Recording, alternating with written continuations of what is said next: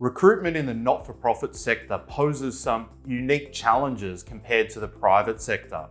We recently sat down with on-demand HR client and CEO of Young Life Australia to get a better understanding. So Glenn, I was just saying that in the recruitment market and during your time as CEO, what have you found that have been some of the challenges in recruiting people for an organisation, so recruiting employees for an organisation like Young Life? What have you observed?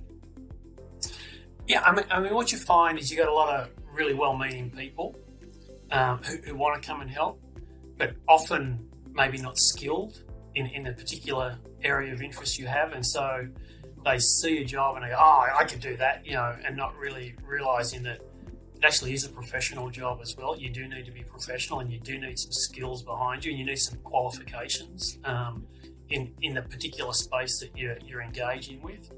I think what you also see sometimes, is people who may not be able to get jobs in other spaces, more professional spaces, thinking, "Oh, if I just come here, then they're all good-meaning people and we'll do that." Whereas, I think so. Sometimes the quality of the candidate may not be there, and the pressure on the not-for-profit then is you're looking for someone, but that's often sort of a fair chunk of the group of people applying as well. And again, not to say bad people, but just maybe not the right skill sets and the right motivations, et cetera, in terms of and professional skills.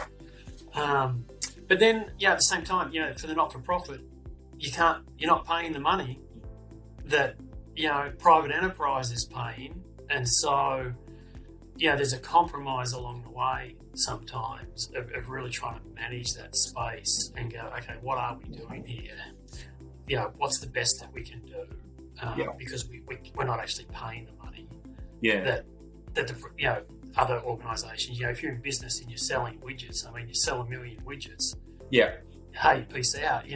We're not selling widgets. We're caring for people in our particular case, and that's it's just an interesting space to be trying. Most of people who do obviously seek employment with Young Life, most people are obviously Christian orientation. What do you find? Is it almost all people that are coming to Young Life of that Christian orientation? Is it some? How do you sort of manage that aspect of it? Yeah, in our case, we clearly advertise that we're looking for people of faith in that realm. So it sort of does weed out some people along the way, but not always, And so again, you look at some of that stuff. I just think about our recruitment processes in the last 12 months. COVID, great.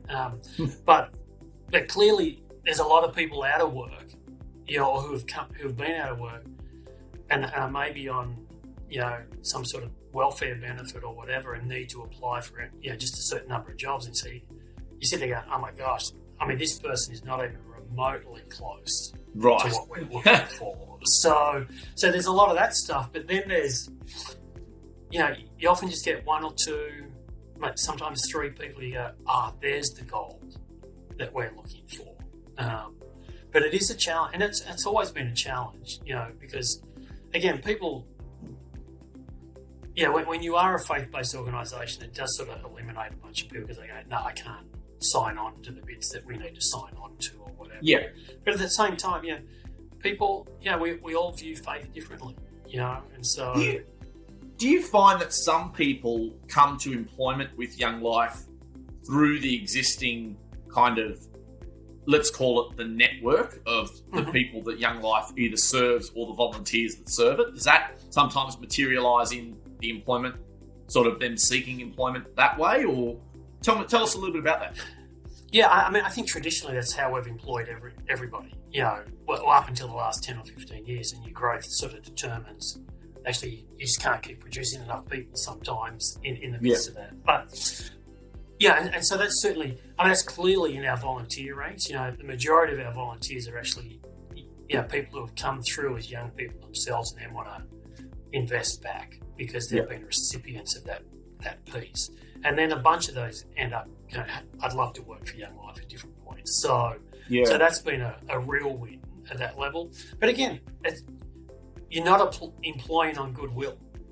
At the end of the day, you still need a job done, and so you still are looking for people with a particular skill set and particular qualifications to fulfil your requirements. So, as much as, again, Young Life has seen a lot of kids go on and become doctors and lawyers and teachers and nurses and all those sorts of things, and how lovely.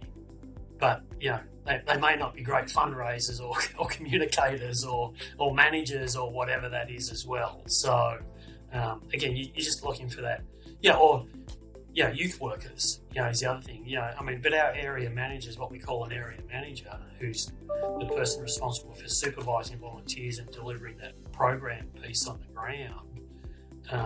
They've got to be able to manage volunteers, and so that's a skill set in and of itself. A little bit of fundraising involved in that role as well. So again, there's this broad set of skills out there that is required in our organisation. So often you're just not producing enough people to be able to do all of that. So and then we're teaching people along the way.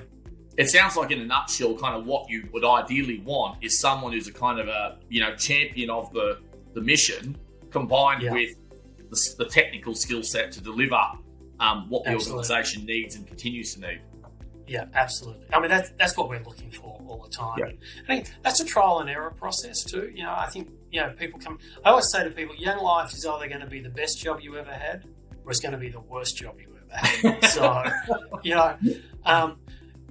again, because there's not the financial remuneration to actually keep you engaged. If you're not in it for the right reason. The right reasons, yeah. But the struggle on the other side, is that you're dealing with people, and people disappoint. Often, and not because they're bad. They're just people. We're just people, right? We all have our foibles. So